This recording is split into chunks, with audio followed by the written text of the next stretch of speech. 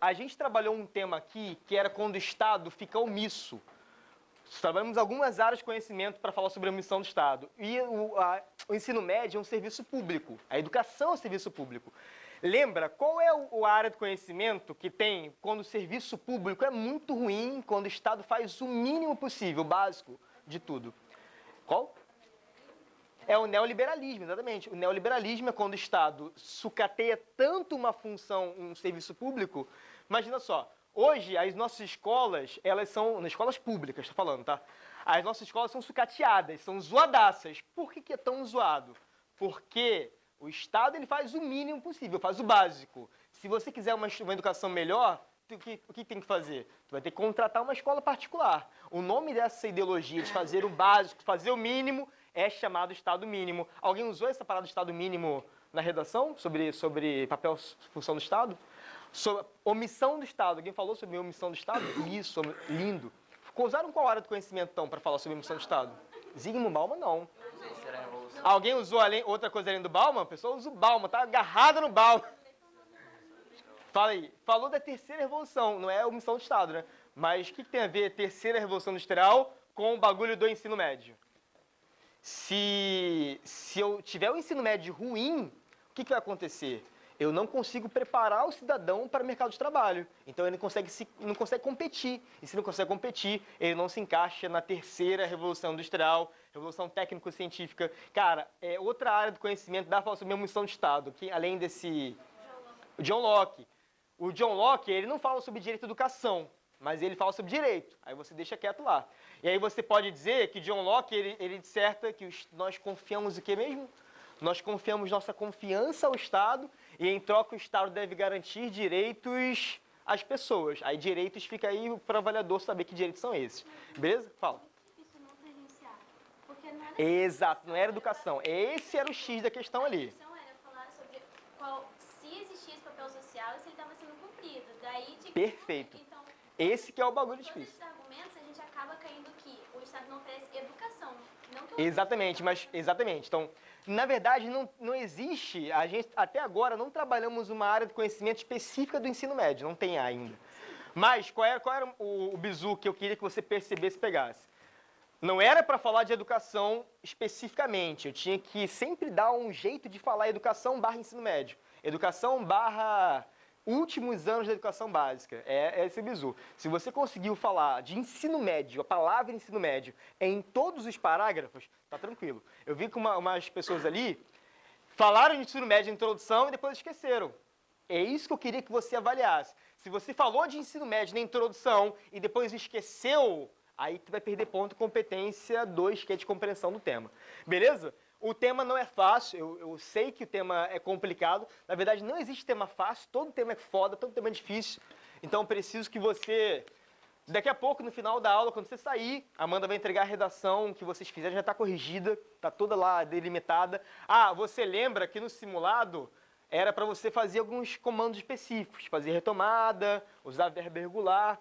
Uma galera que ignorou, fez só a redação, não fez verbo regular, fez nada. E aí você vai perder ponto também em algumas coisas. Não tirei pontos de quem não fez retomada da introdução para a conclusão, não, que não é obrigatório para o Enem. Mas quem não fez retomada, tirei ponto. Quem não usou verbo irregular, não mostrou conhecimento de gramática, também perdeu ponto nisso aí. Beleza, lindo? Vamos lá, então, 3 temas hoje, tá? Segura comigo que hoje é extremamente louca a nossa aula. O primeiro tema que eu quero trabalhar com você é caderno, tá? Vai ser o papel social do ensino médio.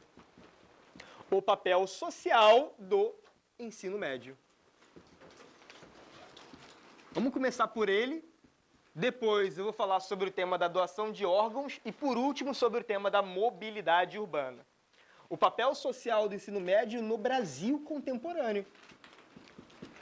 O Enem, ele vai trazer um tema assim, tá? Que ele não é nem educação, e se você demole, você foge ao tema. Esse tema aqui é possível que é esse ano, porque uma das pautas do nosso excelentíssimo senhor presidente é falar uma reforma do ensino médio, tá ligado nisso, né? Ele está numa loucura de aprovação da reforma do ensino médio, da Base Nacional Comum Curricular. Vou falar disso tudo hoje com você. Beleza, lindo? A primeira coisa que você tem que saber no dia da sua prova é o que é um papel social. Vinícius, o que é um papel social? Papel social é a mesma coisa que a função. Bota assim, então, no teu caderno, tá? É a função. Eu quero que você preste atenção, que você copie, que você registre, que você decore essas áreas de conhecimento. Papel social é a mesma coisa que função. E aí eu te pergunto agora, na pergunta só para tu refletir internamente. A pergunta é, existe uma função do ensino médio? Qual é o objetivo do ensino médio? Ah, é acabar com a minha tarde de sono? Também. Acabar com os meus contatinhos? Isso. Não, na verdade, o objetivo social do ensino médio é fazer um cidadão mais consciente, mais crítico, menos manipulável. Ah, papel social do ensino médio é que o João Vitor falou aqui no início da aula, falou que é preparar você para o mercado de trabalho, preparar você para a terceira revolução industrial, a revolução da competitividade. O papel social do ensino médio é reduzir desigualdades sociais, é fazer você sair da situação de pobreza e para a situação de, sei lá, não de riqueza, porque no Brasil ficar rico é difícil pra caramba. Só se você for alguma coisa de miliciano, aí tu consegue ficar rico falando, traficante, mas não é esse o foco. Professor de redação não tem condição de ficar rico nunca. O papel social do ensino médio é tirar o indivíduo da pobreza e levar o indivíduo ao seu progresso.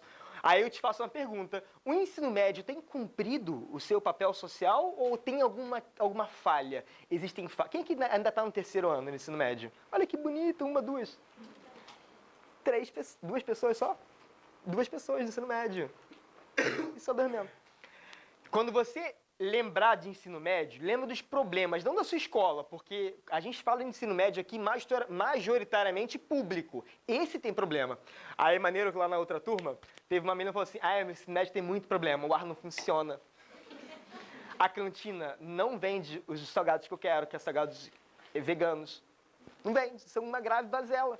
Ensino médio é muito ruim. Não, parceiro, não é esse tipo de mazela, não. Que a galera entra aqui com porta quente. Parceiro, vai numa escola pública. Agora não, porque tem os ar-condicionados lá que colocaram. Mas na minha época, que eu estudei em escola pública, era o calor mesmo, real, calor real, sim, calor sério. Beleza, lindo? A tese, então, é que a crise no ensino médio, a crise do ensino médio, aí, prof, não fala crise, parece uma palavra forte, né? Mas real, cara, o ensino médio brasileiro, ele está em crise. Na verdade, muita coisa também está em crise. Aí o ensino médio é uma dessas coisas que está em crise. E tudo que tem crise precisa de uma reforma. Reforma da Previdência, que está sendo discutida. Reforma trabalhista foi aprovada já, jogo rápido, aprovaram.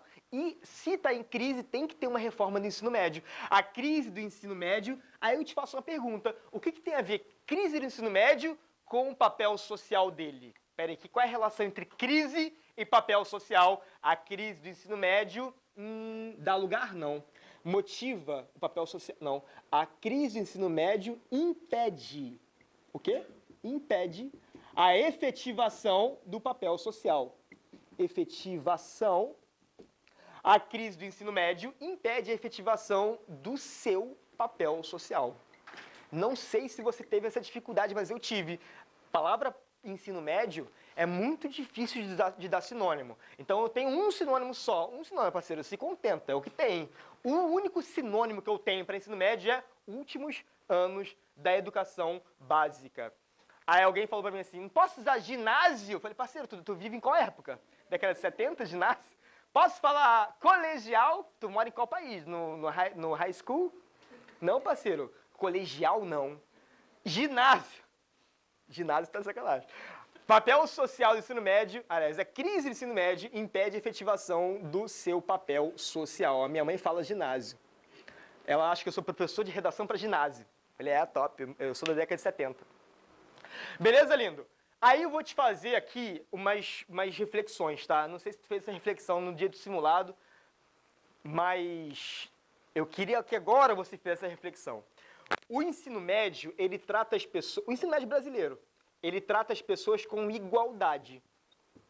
E aí eu te faço uma pergunta, não é retórica não, para tu refletir mesmo.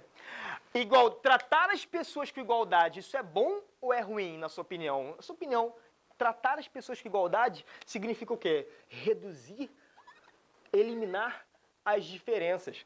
Tratar as pessoas com igualdade significa eliminar as diferenças.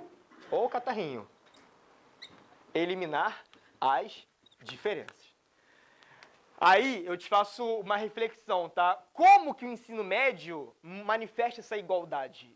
Agora pensa, como que era o ensino médio? Todo mundo com o mesmo uniforme, igualdade. Todo mundo no mesmo nível, sentado no mesmo nível, não no mesmo lugar, mas no mesmo nível, igualdade. O professor é que se desiguala, ele que fica mais alto num tabladozinho, mas os alunos estão em igualdade. Na minha época do ensino médio, tinha um bagulho de fazer trabalho em grupo. Aí quando o prof falou assim, pô, trabalho em grupo, eu já não gostava. Porque eu era um cara muito tímido na época do ensino médio, e eu não gostava de fazer trabalho em grupo, não gostava de gente, não gostava de seres humanos. E aí eu chegava pro prof, no final da aula, assim, prof, posso fazer o trabalho sozinho? Ele, não. Eu falei, por quê? Porque todo mundo vai fazer igual, vai ser grupo de 3 a 4 pessoas. Aí alguém, pode fazer grupo de 2? Não. Vai ter que ser grupo de 3 ou 4. Todo mundo faz igual. Aí o que acontecia comigo? Eu, como era um cara muito tímido no ensino médio, tinha muita vergonha de falar em público, de apresentar semináriozinho de jogral que tinha que segurar a cartolina, lembra dessa porra? Segurar a cartolina que tu fazia, tal, apresentar. Eu tinha muita dificuldade em falar em público, mas sempre gostei de fazer trabalho, sempre gostei de estudar. Aí o que acontecia? Eu fazia o trabalho e o moleque vinha e botava o nome. E aí, como eles eram os meus amigos, amigo não, conhecido. Como os meus conhecidos, não tinha amigo. Como os meus conhecidos eram muito, assim, desenvoltos, o que eles faziam? Apresentavam um trabalho foda e eu só segurava o cartaz. Aí o professor olhava pra mim e falou assim, que merda, esse moleque não fez trabalho nenhum. Esse moleque, ele não estudou. Aí eu tirava nota menor que eles.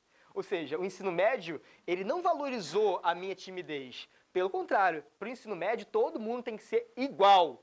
A proposta que eu quero que você reflita para o ensino médio cumprir a sua função social não é ser igualitário, é ser isonômico. A igualdade é diferente de isonomia. A isonomia não elimina a diferença. A isonomia valoriza as diferenças. Valoriza as diferenças. Opa, escrevi de errado. A isonomia valoriza as diferenças. Como assim? Como é que seria esse meu trabalho no ensino médio se o professor valorizasse as diferenças? Não, quem é desenvolto para falar em público, fala. Quem não for desenvolto, faz um trabalho em silêncio. Mas eu vou avaliar a qualidade do trabalho independente de cada um. Beleza? O ensino médio no Brasil, ele valoriza a igualdade. Isso nem sempre é bom. Tem uma das nossas unidades no auditório. E para chegar a esse auditório, tem que subir escada. Uns 3 vão de escada. Aí ainda é lá esse nosso curso. Aí eu fico pensando, se matricula um cadeirante do curso de redação, eu sou obrigado a aceitar, porque eu não posso fazer discriminação dos alunos. Aceitei. O que vai acontecer? Todos os alunos vão ser mobilizados por causa desse cadeirante. Aí teve uma mulher que levantou e falou assim, ué, mas vai mexer com todo mundo por causa de um? É. Quando eu mexo com todo mundo para valorizar a diferença de um, eu chamo essa postura de igualdade? Não. Chama essa postura de isonomia. Se eu tratasse o cadeirante com igualdade, o que eu obrigaria ele a fazer? Parceiro, sobe a escada. Todo mundo está subindo, sobe a escada também. Mas eu não posso valorizar só a igualdade. Eu tenho que valorizar também as diferenças. O Enem ele tem 1 hora mais de prova para quem tem dislexia, tu sabe disso, né? Quem tem dislexia faz 1 hora mais. Aí o moleque falou para mim assim, lá do outra turma, falou assim, ué, mas por que ele tem 1 hora a mais e eu tenho horas normais? E, parceiro, tu tem dislexia? Ele, não. Tu sabe o que é dislexia? Não. Aí eu vou te contar uma história de um moleque, aluno meu, que tem dislexia. Ele, às vezes, escreve a palavra de ponta cabeça. Escrever eliminar, às vezes ele escreve ao contrário, escreve as letras ao contrário, invertidas. E aí, quando ele entregou a redação pela primeira vez, eu achei que era brincadeira dele, que era um moleque muito zoeiro. Aí, naquele ele entregou, eu falei, tá de sacanagem aqui? Aí ele falou assim, pô, prof, tem dislexia. Eu falei, aí eu não entendia que isso era, de fato, um distúrbio. E aí eu achava que era zoeira dele, não era distúrbio, era zoeira.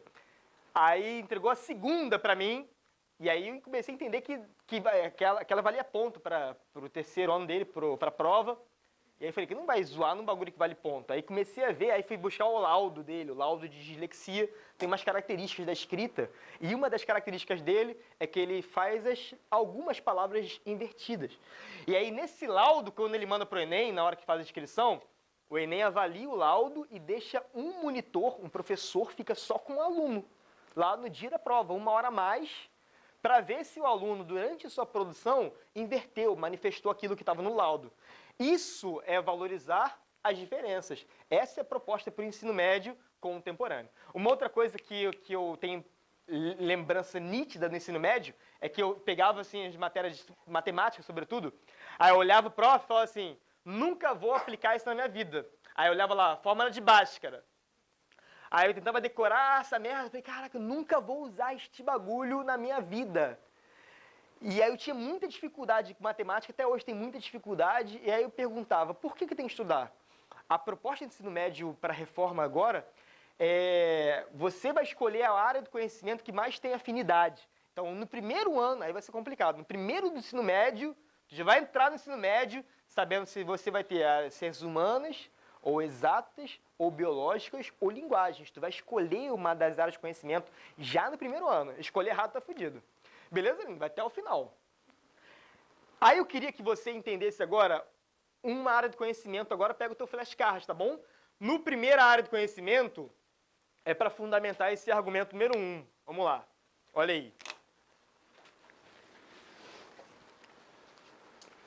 Deixa o flashcard aí já montadinho. O argumento número 1 é o seguinte, que caderno ainda, tá lindo. O argumento 1 é saber o seu ensino médio, ele não é brasileiro, tá? O ensino médio do Brasil não é do Brasil. Como assim, prof? Tá louco? Não, o ensino médio do Brasil é inspirado em outra realidade. Na verdade, muita coisa que o Brasil tem é inspirada em outro lugar. Por exemplo, o nosso SUS, ele não foi feito inspirado, aliás, com base nos problemas do Brasil. O SUS, a gente falou disso um dia, não falou? O SUS foi inspirado no NHS, National Health Service. Do you know, guy? Beleza. Os programas de televisão que você assiste na Globo são inspirados em programas norte-americanos. E o nosso ensino médio é inspirado na Europa do século XVIII. Sabia disso? Então, o ensino médio, uma palavra para isso. Uma palavra para o ensino médio que é inspirado na Europa do século XVIII. Desatualizado. Vai. Me ajuda a formular, então, o argumento. A desatualização do ensino médio. O que tem a ver com o papel social? A desatualização do ensino médio. E toda vez que tiver a palavra ensino médio, tem que ser com maiúscula, tá? Porque é uma fase da compreensão, uma fase do estudo. Olha aí. A desatualização do ensino médio. O que tem a ver com o papel? Isso inviabiliza o seu papel social.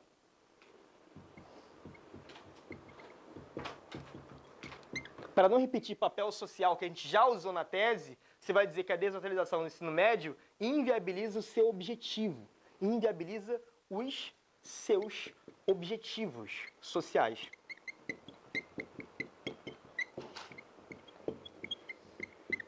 Alguém chegou a falar de desatualização na redação? Não, se não chegou a falar, essa é uma área específica sobre ensino médio. É uma área de conhecimento que não é adaptada. É uma área de conhecimento própria do tema ensino médio. Desatualização do ensino médio inviabiliza os seus objetivos sociais. Toda vez que eu falar agora, você vai tentar comparar a minha área de conhecimento com o teu ensino médio que você lembra da tua escolinha. Alguém que fez ensino médio público? Público? Isso, público. A minoria, pode abaixar? Tenta lembrar desses problemas, dessas realidades do ensino médio público. Mas tem que ser público, tipo assim, CIEP, a moleque público Pedro II. Aí não, né? Público Pedro II. Aí muitas mazelas, prof. A ar-condicionado não funcionava. O professor faltava 10 minutos. Olha aí, agora no flashcard, vai. Flashcard, você escreve assim, ó. Flashcard novo para essa área de conhecimento. Escreve lá, Revolução Francesa.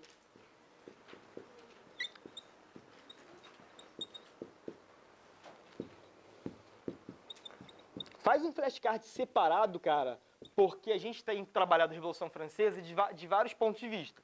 Trabalhamos a Revolução Francesa com o ponto de vista do iluminismo, falamos sobre também... Teve uma área que a gente falou sobre iluminismo, não tem? Qual foi o argumento, o tema que a gente falou sobre iluminismo? Ah, professor, presídio. No presídio, no tema dos presidiários, a gente valorizou o iluminismo. Por que mesmo valorizamos? Porque ele tratava as pessoas com igualdade, fraternidade e liberdade, sempre tentando ressocializar o detento. Agora, a gente vai criticar a Revolução Francesa, beleza? Nem sempre algo inspirado na Revolução Francesa pode ser positivo. Lembra, é muito antigo e a realidade da França é muito diferente da realidade do Brasil. Não tem como comparar a França do século XVIII com o Brasil do século XXI. Quando aconteceu mesmo a Revolução Francesa, te lembra? 1789, ou seja, século XVIII. O auge da modernidade. Lembra disso, tá lindo? A Revolução Francesa, ela tinha 3 ideologias básicas, que é a liberdade, a igualdade e a fraternidade. O nosso ensino médio foi inspirado na igualdade da Revolução Francesa. Aí você no teu flash escreve assim, ó, a Revolução Francesa inspirou, ó, bota assim, o ensino médio contemporâneo, bota assim no teu flash, o ensino médio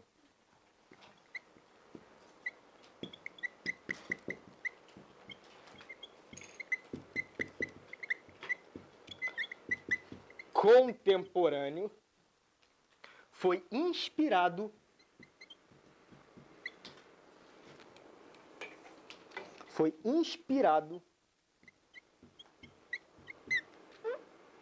no sistema educacional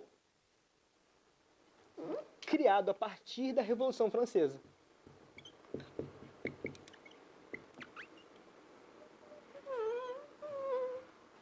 No sistema educacional, novamente, ó, o ensino médio brasileiro não foi inspirado no ensino médio francês, não foi isso. O ensino médio brasileiro foi inspirado no sistema educacional criado na Europa a partir da Revolução Francesa.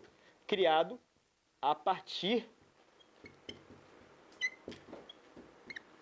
da Revolução Francesa.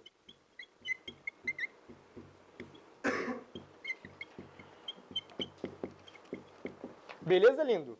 Só que isso trouxe problema, isso traz problemas para o Brasil. Sabe por que traz? Porque o Brasil do século XXI, ele é muito diferente da França do século XVIII. Quais são os problemas, então, que eu vou levantar agora? Coloca assim, ó, o ensino médio contemporâneo foi inspirado no sistema educacional criado a partir da Revolução Francesa. Vou apagar essa parte de cima, tá?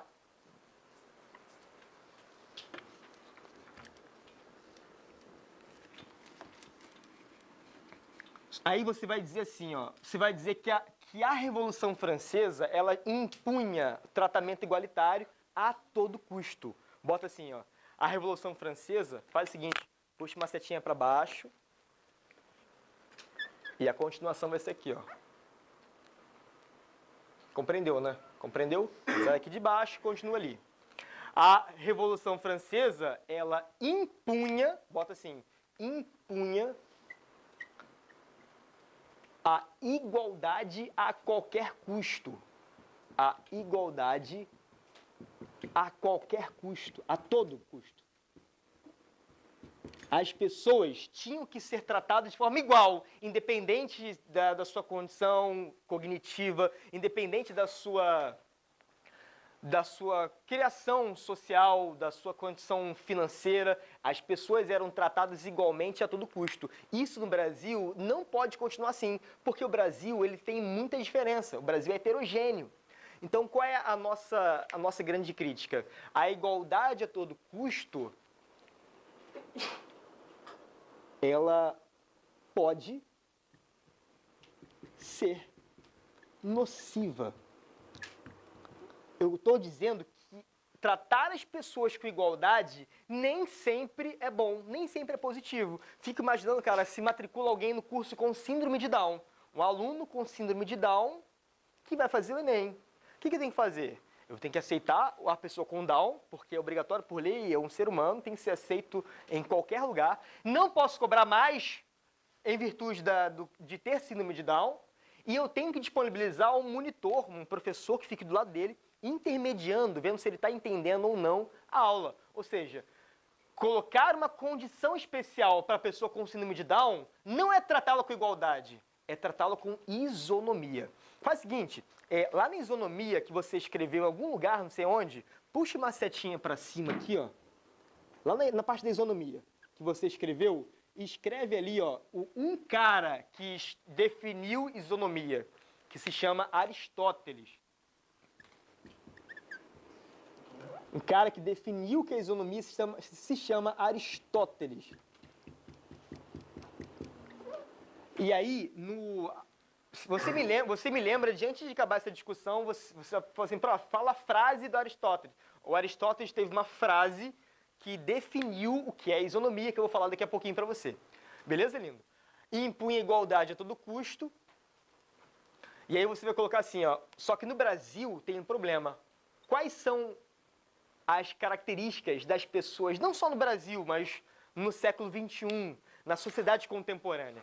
Hoje, no Brasil e em qualquer outra sociedade, inclusive na França, as pessoas têm personalidades diferentes.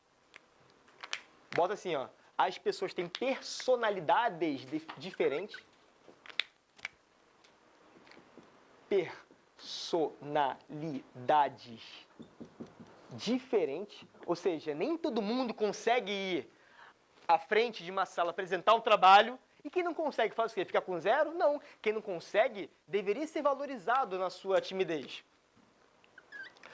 O Brasil, ele tem pessoas com condição socioeconômica diferente. Bota assim, ó, condições sociais diferentes. Aí na minha escola tinha bagulho de passeio. Aí a professora fala assim, pô, passeio vai, quem for passeio faz o relatório do passeio, valendo ponto. Aí eu falo assim, professora, não tem dinheiro para o passeio. Então infelizmente fica sem ponto. Quer dizer então que as pessoas eram tratadas como se todas pudessem fazer aquele trabalho ali. Isso traz problemas de desigualdade. E uma outra coisa, nem todo mundo consegue ter facilidade com matemática, com logaritmo, com física, com movimento retilíneo uniforme, espelhos. Então as pessoas têm capacidades... Eu não tinha facilidade com nada. Nada. Cognitivas. Vinícius, o que é uma capacidade cognitiva diferente? Capacidades cognitivas diferentes. O que é cognitivo? Cognitivo significa inteligência. Capacidade tem inteligências diferentes. Há pessoas que são inteligentes para ciências humanas, outras são inteligentes para biológicas, outras para exatas. Capacidades cognitivas diferentes. Então, se nós somos tão diferentes, não dá para tratar as pessoas com igualdade. Beleza? Tem que tratar com o quê? Com isonomia, valorizando essas diferenças. Eu quero que você faça uma crítica à tua redação, dizendo que se... Você já fez, né? Mas só para tu lembrar que podia ter feito isso. Se você continuar tratando as pessoas com igualdade a todo custo, o ensino médio não vai cumprir o quê? Não vai poder cumprir o seu papel social. Beleza, lindo? Isso aqui é muito simples. Detalhe. Tá ligado que a igualdade, puxa uma setinha para cá e diz que a igualdade era uma ideologia básica.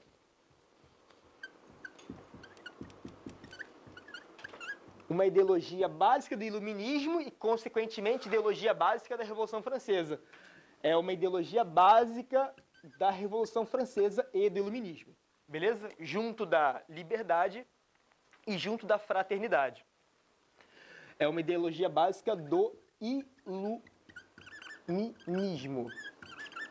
Foi nessa época que surgiu o conceito, que surgiu a palavra aluno. E todo mundo, não sei se todo mundo sabe aqui, mas alguns devem saber que a palavra aluno significa, na sua etimologia, ser sem luz. Essa parada de aluno, prefixo negação, tá ligado nisso, né? Prefixo negação, luno, luz. Aluno é um ser sem luz. Essa palavra surgiu no contexto do iluminismo. O aluno é um ser sem luz, esvaziado de conhecimento. Só quem pode trazer a luz do conhecimento é o iluminismo. Ele será iluminado. Compreendeu? Tem umas pessoas que falam assim, ah, fulano é iluminado. Essas ideologias de iluminação pelo conhecimento surgiram quando? Surgiram na Revolução Francesa. Na época era positivo falar isso. Na época era bom chamar o cara de vazio de conhecimento. Hoje, o aluno não pode ser considerado um vazio de conhecimento. O aluno deve ter seu conhecimento próprio valorizado, beleza? Essa parada aqui do professor em posição diferenciada, o professor que traz o conhecimento, essa ideia, esse conceito surgiu no iluminismo. A outra coisa, só para finalizar esse argumento, como é que deve ser a sala de aula hoje, tradicional? Deve ser todo mundo uniformizado, igual, no mesmo lugar, em pé de igualdade e em silêncio.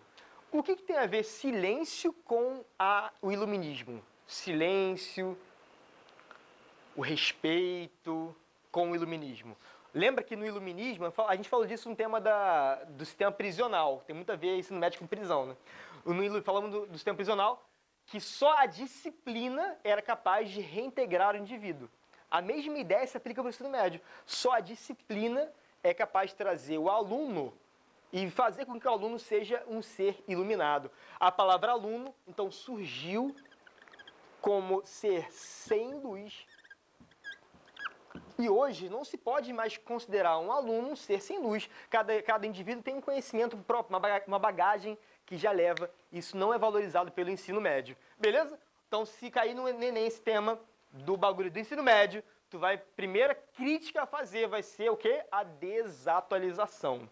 Quando você chegar lá na tua escola, fala assim, tudo errado, tudo desatualizado, vamos estar atualizando isso aí. Há uma proposta para atualização, que é a reforma do ensino médio. Beleza, lindo?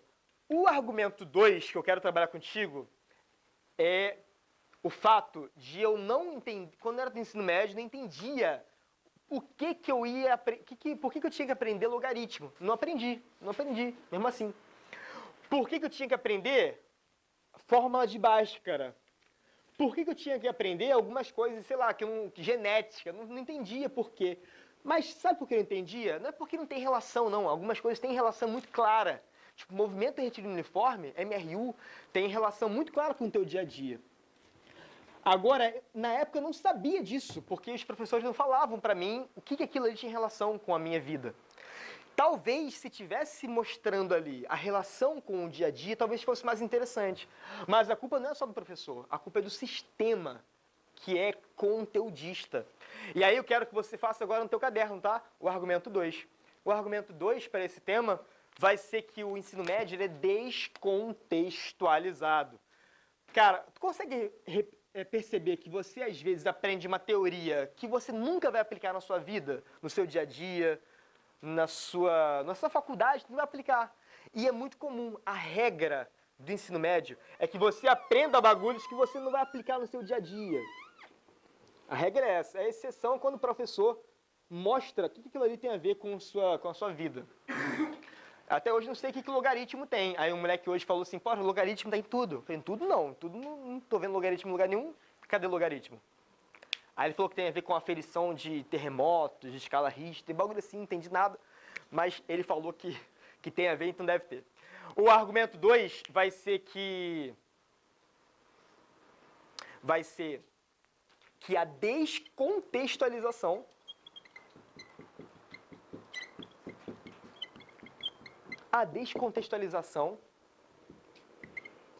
para não repetir ensino médio, pode colocar dos últimos anos da educação básica. Mas vamos botar ensino médio que é mais curtinho aqui, tá? Para agilizar.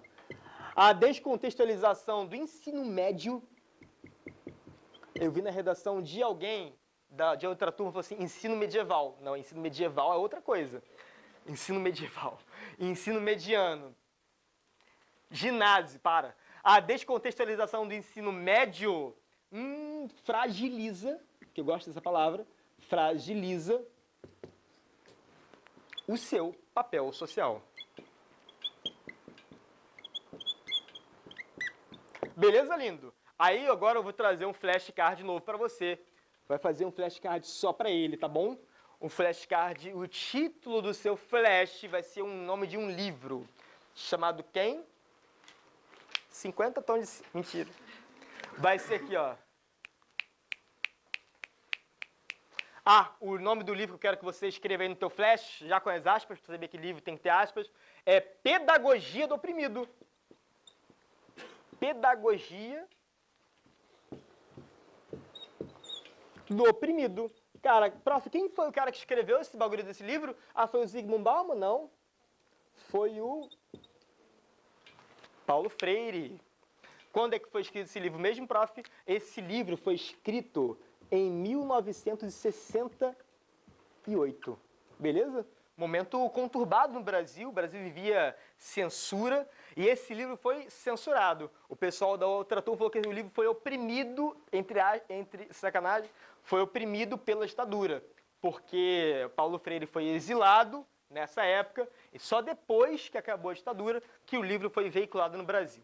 Quem publicou esse livro foi um brother chamado Seu Paulinho. Bota então, puxa uma seta para baixo, chama esse cara aqui, ó. Foi escrito por Paulo Freire. Parceiro, quer falar de educação, não tem como fugir desse cara. Vai falar sobre Paulo Freire. É o patrono da educação brasileira. Paulo Freire. Quem que é o Paulo Freire mesmo, prof? Ele foi, né? Já morreu. Eu acho que já morreu. Ele foi um pedagogo brasileiro. Bota só pedagogo, sabe que ele é brasileiro. Pedagogo. Ah, tem uma frase que a galera pegou desse livro. O brasileiro não gosta de ler o livro todo, mas ele pega uma frase só e usa. Aí bota a frase lá, na minha época eu botava a frase no Orkut, e era a frase dele que ficou viralizada, já ouviu falar da frase dele? Que é, abre aspas, quando a educação não é libertadora, vírgula, o sonho do oprimido é se tornar opressor. Essa frase dele, que não é para usar a frase dele, tá? É para você usar a ideia toda que ele trouxe no livro.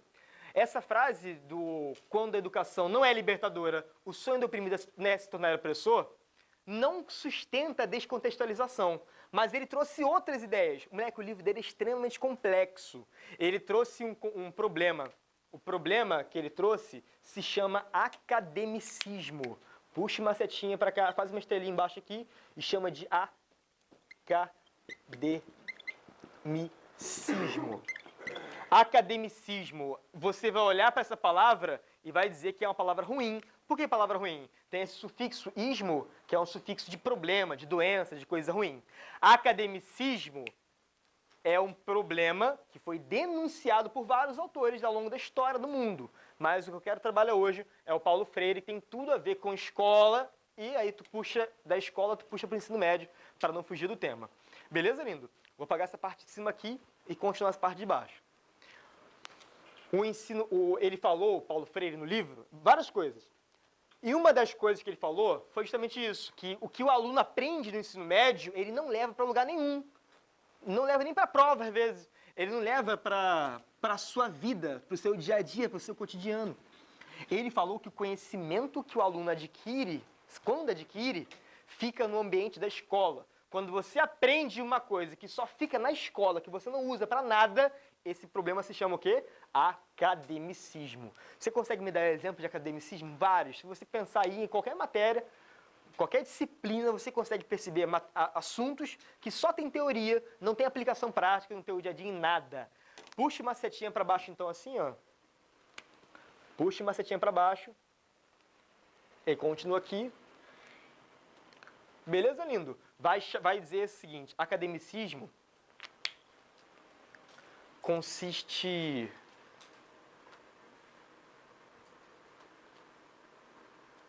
é quando o ensino médio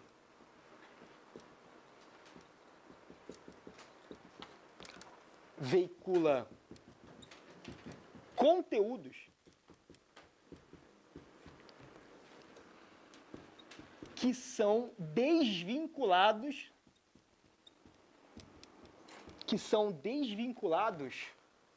da realidade dos alunos.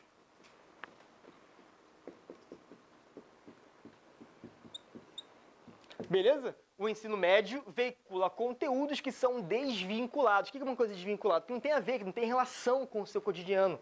E você é obrigado a aprender e é obrigado a colocar isso na prova. Eu lembro que tinha coisas que eu só aprendia que era para passar, que botava na prova do jeito que o professor queria para poder ser aprovado naquela provinha ali. Beleza? Esse problema ele foi denunciado e o nome desse problema se chama academicismo. Você vai mostrar então que o academicismo tem consequências ruins para o ensino médio. Você consegue me dar uma consequência ruim desse academicismo? Cara, tem várias. Academicismo, que você podia ter falado na redação do simulado, que se chama evasão escolar.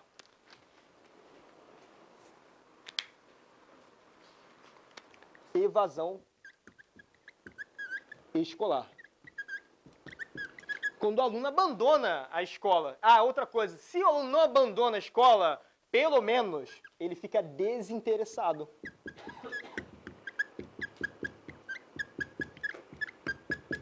Ah, e quando ele se interessa, ele tenta aprender, ele não consegue aprender, porque ele não consegue gravar aquilo ali. Evasão escolar, desinteresse e baixo aprendizado.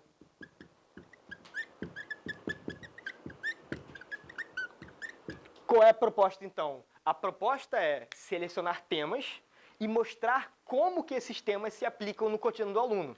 A ideia, cara, é meio radical. É escolher temas que sejam importantes para o aluno adolescente, sei lá, o aluno do ensino médio. Sabe que você não vê tudo no ensino médio. Tem coisas que você não vê, porque não foi selecionado para você ver. E quem que seleciona? Você consegue me dizer? Quem que seleciona o que você vê ou não na sua escolinha? Eu acho que é o professor. Quem seleciona é o Poder Legislativo, por meio de uma lei chamada Base Nacional Comum Curricular. Essa lei, chamada BNCC, ela escolhe cada matéria de português, que você vê oração subordinada. Ah, tem uma oração subordinada de adverbial modal.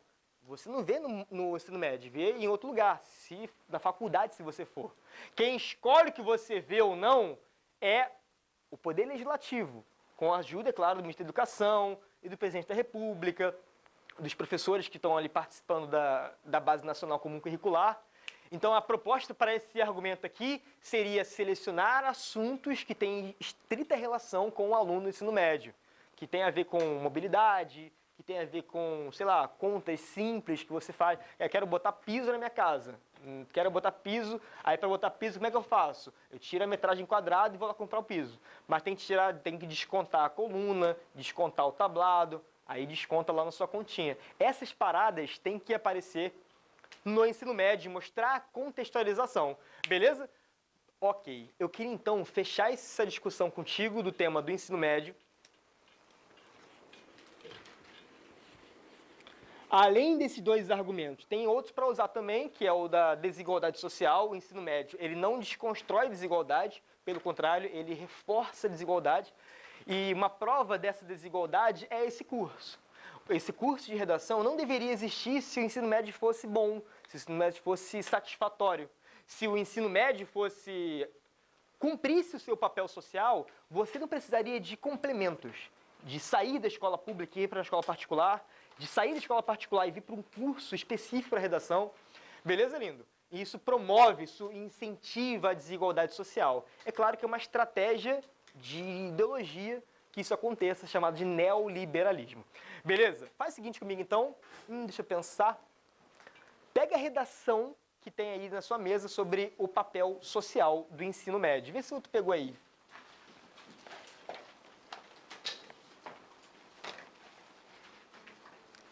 O papel social do ensino médio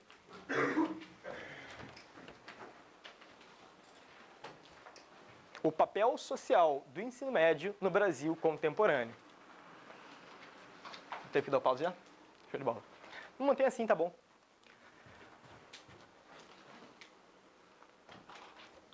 Eu consigo desligar aqui. Opa.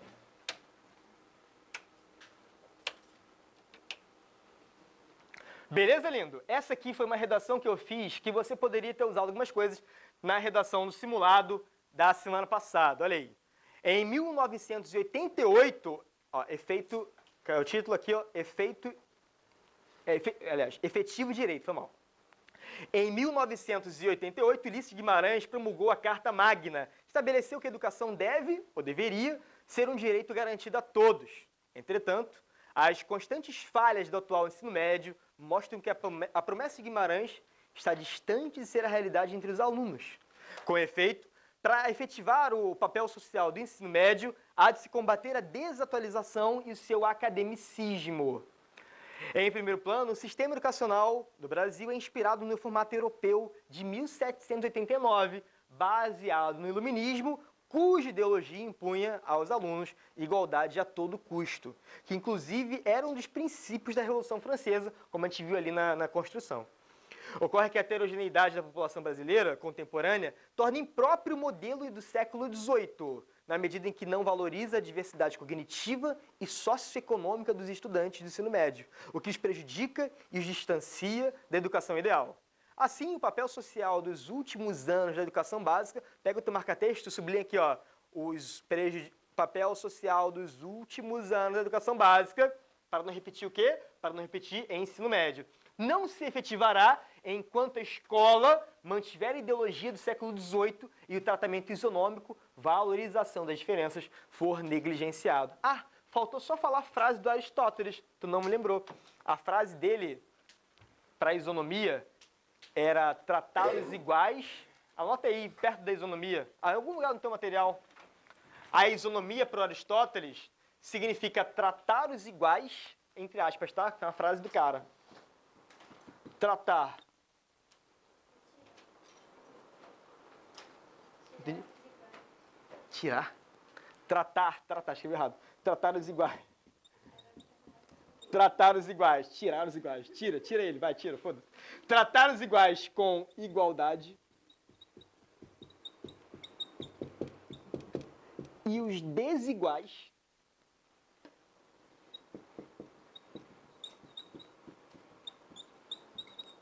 com desigualdade.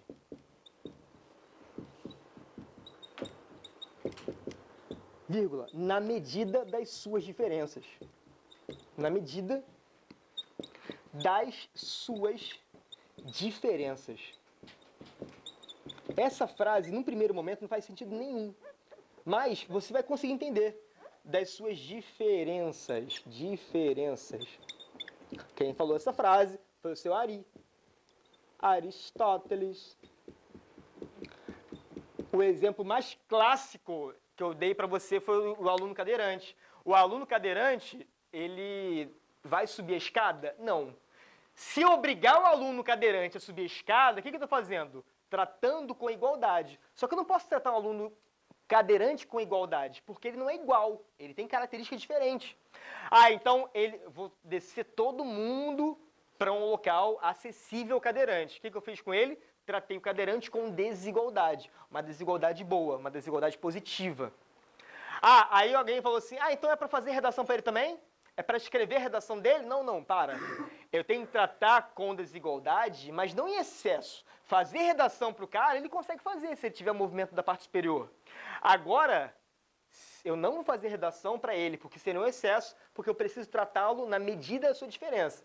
Se a diferença que ele tem possibilita fazer redação, ele vai fazer redação normal. Tem uns memes da internet, no Facebook, memes que te ensinam, memes pedagógicos, tadinho assim, fala assim, a prova vai ser que todo mundo tem que subir aquela árvore. Aí, no meio da prova tinha um macaquinho, tinha um peixe, tinha um elefante, ou seja, eu não posso tratar as pessoas com igualdade, a metáfora ficou bizarra, mas tu entendeu.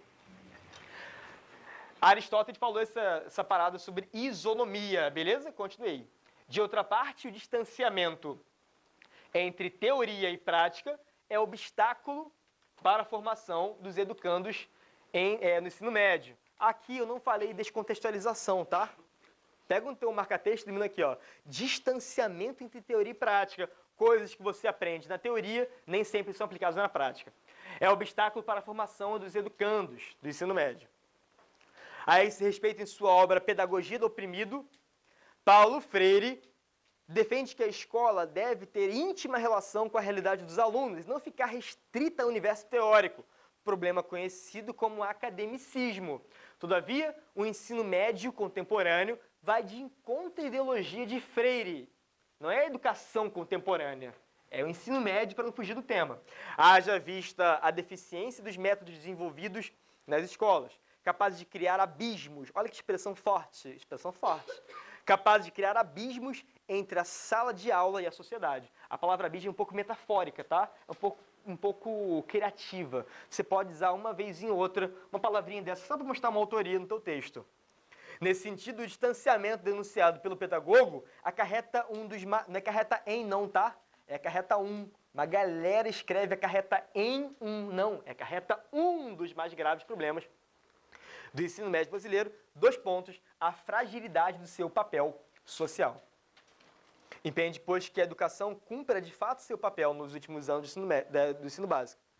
Para isso, o Ministério da Educação deve com urgência desconstruir um modelo ultrapassado de aulas, por meio da flexibilização do currículo, como propõe a Base Nacional Comum Curricular. É maneiro que na redação você coloque isso aqui, tá? Base Nacional Comum Curricular, sendo favorável ou contrário, tanto faz.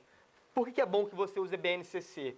Para mostrar que você é um cara que entende o que está falando, que entende o problema contemporâneo, para que a diversidade cognitiva dos alunos seja valorizada. Sublinha a palavra diversidade cognitiva, que é bonitinha para tu usar na tua redação, se for o caso. Diversidade cognitiva. Se um professor fala assim, porra, tu não entende nada do que eu falo, tu vai dizer assim, eu tenho diversidade cognitiva, eu entendo algumas coisas, outras não. Beleza? Por sua vez, os próprios estudantes, com auxílio dos professores, podem realizar pesquisas e seminários relacionando a teoria aprendida em aula com o seu próprio contexto, como ocorre em nações desenvolvidas, a fim de combater o problema do academicismo. Dessa forma, o direito previsto por Guimarães se tornará efetivo no Brasil. Beleza, lindo?